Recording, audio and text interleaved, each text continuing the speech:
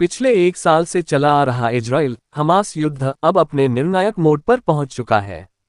इसकी घोषणा अब से कुछ ही देर पहले इजराइल के प्रधानमंत्री बेंजामिन नेतन्याहू ने कर दी है।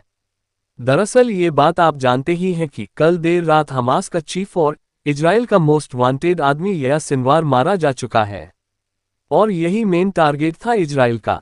युद्ध की शुरुआत में इजराइल ने कह दिया था कि शनिवार को मारना हमारी सबसे बड़ी प्रायोरिटी और सबसे बड़ा टारगेट है।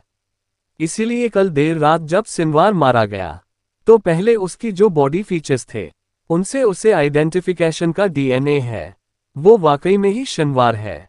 और उसके बाद बेंजामिन नेतन्याहू दुनिया के सामने आए और उन्होंने घोषणा करी, हमने एक साल पहले कहा था कि ये युद्ध तब तक खत्म नहीं होगा जब तक कि हमास का जो चीफ है सिनवार और उसके एक एक साथी हम उन्हें मार नहीं देते या फिर हमास सरेंडर नहीं कर देता।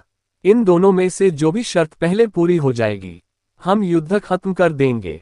और क्योंकि अब शनिवार मारा जा चुका है इसीलिए मैं घोषणा करता हूं कि हमास के जितने भी बचे कुचे लड़ाके हैं वह अपने बिलों से बाहर आए और सरेंडर कर दे। अगर ऐसा होता है तो हम कल को ही युद्ध खत्म कर देंगे।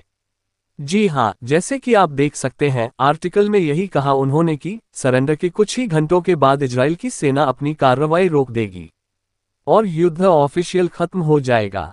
और जो गाजा के लोग हैं उन पर जो इस समय कहर टूट रहा है वह कहर भी हम खत्म कर देंगे।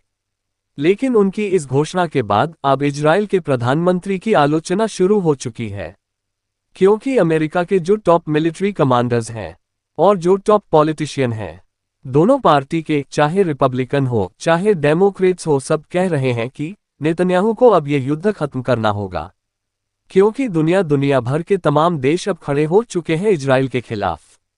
आपका जो नंबर 1 टारगेट था वह आपने निपटा दिया, उसके साथ साथ आपने हिजबुल्लाह की पूरी लीडरशिप खत्म कर दी, हमास की भी पूरी लीडरशिप खत्म कर दी। इसीलिए अब आपके पास कोई औचित्य नहीं बचता इस युद्ध को जारी रखने का। इसीलिए समय की मांग है कि इजराइल युद्ध खत्म करे। लेकिन इजराइल को जानने वाले एक्सपर्ट्स कहते हैं कि इजराइल ऐसे युद्ध खत्म नहीं करेगा। जब भी उसने युद्ध किया कहीं ना कहीं किसी ना किसी की जमीन कब्जा आता है। इस बार उसका टारगेट है कि जो गाजा है ना, उसका जो उत्तरी इलाका है यानी कि ऊपरी इलाका है उसका कम से कम आधा वो कब्जा ले।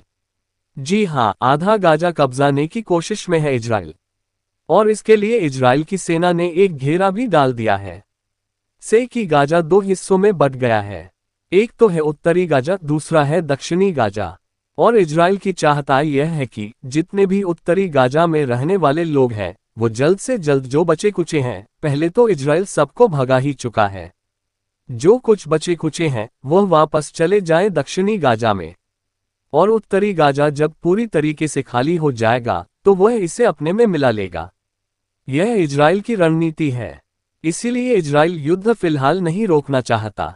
लेकिन नेतन्याहू को पता है कि शनिवार के मरने के बाद दुनिया उनसे पूछेगी कि अब युद्ध क्यों खत्म नहीं करते, तुमने तो अपने सारे टारगेट निपटा दिए।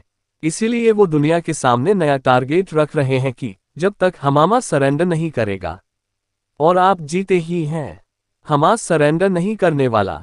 इसीलिए इजराइल को युद्ध जारी रखने का एक मौका मिलेगा जिससे कि वह जो उत्तरी गाजा है उस पर कब्जा कर सके।